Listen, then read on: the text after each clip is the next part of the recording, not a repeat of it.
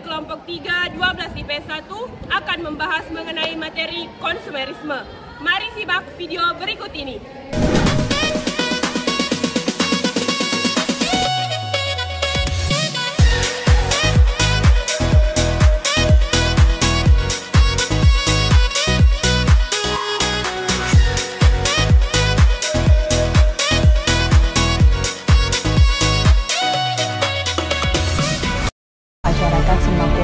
Nah, Indonesia sendiri rupanya memiliki sejumlah masyarakat yang hidup dengan gaya cukup konsumtif. Itu tentu kreatif. Tapi kalau sampai mendengar dokumen yang lebih luas, salah satunya adalah yang mendulang sukses, ini adalah flash sale.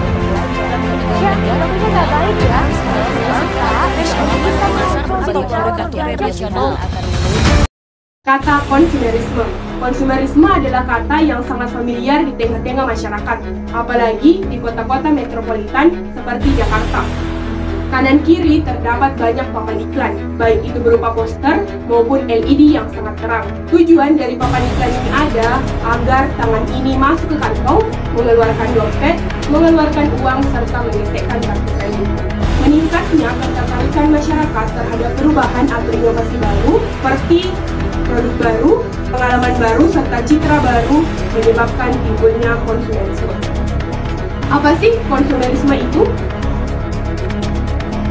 Menurut Kamus Besar Bahasa Indonesia, konsumerisme adalah paham atau gaya hidup yang menganggap bahwa barang-barang mewah menjadi tolak ukur kebahagiaan, kesenangan, dan lain sebagainya, atau gaya hidup yang tidak hemat. Sedangkan menurut Zsigmund, konsumerisme adalah situasi di mana orang-orang membeli berbagai barang hanya karena kesenangan membelinya, bukan karena membutuhkan barang tersebut. Kemudian menurut Colin Campbell, konsumerisme adalah situasi sosial yang terjadi saat konsumsi menjadi pusat perhatian banyak orang atau bahkan menjadi tujuan hidup. Dari beberapa definisi para ahli tersebut, maka dapat disimpulkan bahwa konsumerisme adalah ideologi atau paham yang dapat merubah individu, kelompok, atau komunitas dalam menjalankan proses konsumsi secara berlebihan yang hanya melihat nilai barang dengan nilai simbolnya, bukan nilai gunanya. Terdapat 5 ciri-ciri dari konsumerisme. Yang pertama, adanya keinginan diri dari konsumen untuk tampil berbeda dan tidak ingin disamakan dengan orang lain. Yang kedua, terdapat berbagai usaha untuk memiliki barang-barang yang tidak banyak dijual di pasaran atau dengan kata lain limited edition. Yang ketiga, munculnya rasa bangga saat mengenakan atau mempunyai barang-barang tersebut dan cenderung ingin dipamerkan kepada halayak umum. Yang keempat, kecenderungan memiliki rasa ingin meniru gaya hidup seseorang yang dianggapnya sebagai pedoman hidupnya. Dan yang terakhir, yaitu mempunyai kecenderungan ingin tampil menarik di depan umum dan menjadi pusat perhatian dari orang-orang. Faktor penyebab terjadinya konsumerisme terbagi menjadi dua, yaitu ada faktor internal dan ada faktor eksternal. Faktor internal adalah faktor yang datang dari diri sendiri konsumen. Di antaranya adalah inovasi dan motivasi yang dibentuk di dalam diri konsumen. Yang kedua adalah pemahaman yang telah dipikirkan oleh konsumen. Yang ketiga adalah kepercayaan diri yang telah dipercaya. Yang keempat adalah kontrol diri dan hasrat atau pengendalian dari diri konsumen. Yang kelima adalah pandangan hidup dan tolak ukur untuk menentukan kehidupannya. Selanjutnya adalah faktor eksternal, yaitu faktor yang datang dari luar diri konsumen. Di antaranya adalah sugesti yang didapat dari keluarga, teman, ataupun orang-orang terdekat. Yang kedua, keadaan masyarakat dan lingkungan sekitar. Yang ketiga, kondisi sosial yang sedang terjadi atau dengan kata lain tren. Yang keempat, tindakan stimulus dari marketing untuk menciptakan situasi yang menguntungkan. Dan yang terakhir adalah tekanan dari luar yang untuk mengkonsumsi secara berlebihan. Proses pokok konsumerisme terbagi menjadi dua, yaitu komoditisasi dan dekomoditisasi. Komoditisasi yaitu berbagai tempat perbelanjaan merupakan pusat untuk memperlihatkan atau mensosialisasikan bagaimana aktivitas konsumsi yang dilakukan berbagai macam konsumen. Hal tersebut karena terdapat produk display yang memiliki makna ganda, yaitu bukan hanya untuk dijual, melainkan demi mengenalkan bagaimana gaya hidup konsumen lain dalam mengkonsumsi hasil-hasil produksi. Di sisi lain, hal ini juga dapat memicu Bagaimana timbulnya kesenangan, persaingan, dan pola pandangan yang berubah dan akan direspon oleh konsumen.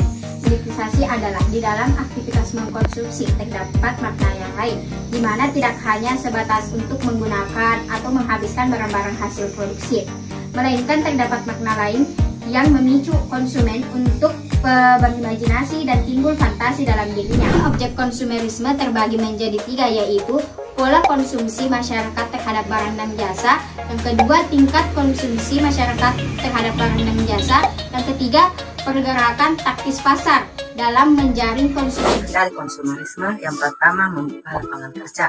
Lapangan pekerjaan pada zaman ini sangatlah susah ditemukan di Indonesia dan termasuk dalam karakteristik negara berkembang. Percaya ataupun tidak, sikap dalam konsumtif masyarakat akan menjadi inspirasi dalam membuka dan menambah lapangan pekerjaan. Hal tersebut diungkapkan lantaran dengan melakukan produksi barang dalam jumlah besar akan mengurangi jenis pengangguran. Misalnya saja beberapa ide inovatif dalam hal ini ialah adanya sikap bermalas-malasan yang banyak dijumpai. Yang kedua yaitu mengurangi dampak pengangguran. Koridor dalam terciptanya konsumtif dalam masyarakat, kehidupan masyarakat secara sekilas bisa menjadi pengurangan dalam dampak pengangguran. Hal ini disebabkan lantaran banyak produk yang tercipta dalam proses ini, meskipun haruslah diakui bahwa konsekuensinya sangatlah kecil. Ketiga, meningkatkan motivasi. Proses dalam meningkatkan motivasi konsumen dalam masyarakat konsumtif ialah untuk menambah jumlah penghasilan yang dimilikannya. Dengan demikian, secara kasat mata, keinginan untuk membeli barang-barang yang diperlukan meskipun kategori tersier akan mudah didapatkan. Adapun dampak negatif dari konsumerisme, yang pertama, konsumerisme menjadi budaya dalam masyarakat. Kebudayaan seperti konsumtif ini lambat laun akan menjadi pengaruh dalam kehidupan. Misalnya saja, budaya untuk gengsi jauh lebih besar daripada mencari solusi atas permasalahan yang terjadi. Padahal akibat dari gengsi atau gaya terlalu tinggi akan mengakibatkan kehidupan yang tidak terlepas dari unsur pandangan kepada orang lain. 2. Uang tidak lagi memiliki arti. Akibat lainnya dalam konsumtif ini ialah nilai uang tidak memiliki makna sekalipun, lantaran yang hadir dalam pikirannya sebatas bagaimana menghabiskan uang tanpa lagi memberikan jaminan untuk hari esok atau masa tua yang lebih baik. 3. Menimbulkan keresahan. Sikap masyarakat yang konsumtif akan mengakibatkan pada kekerasan antara kehidupan dalam bentuk kelompok sosial. Kondisi seperti ini akan menjadi lantaran banyak beranggapan bahwa kebahagiaan tidak dalam pengertian masyarakat. Konsumerisme, perayaan hari-hari besar seperti Lebaran. Namun tanpa disadari setiap akan menghadap hari Lebaran tersebut, mayoritas individu atau konsumen akan membeli barang-barang di luar kebutuhannya atau kebiasaannya demi terlihat menarik di hari itu, seperti pakaian, make up, atau barang-barang perlengkapan lainnya. Bahkan setiap hari Lebaran tersebut, individu atau konsumen akan mengenakan pakaian dan barang yang berbeda setiap tahunnya. Padahal mengenakan pakaian dan barang yang berbeda setiap tahunnya, padahal pakaian dan barang tahun lalu yang dibeli terbilang masih dapat digunakan. Tips untuk mengatasi konsumerisme. Yang pertama, belajar cara bagaimana mengatur keuangan pribadi, mulai dari pemasukan hingga pengeluaran. Yang kedua, mulai melakukan kebiasaan menyisihkan dana atau uang penghasilan untuk ditabung.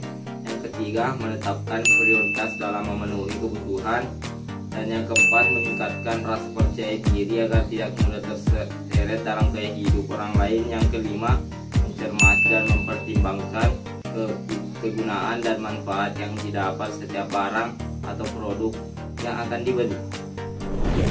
Sekian pemaparan materi mengenai konsumerisme dari kelompok kami. Salam sosiologi.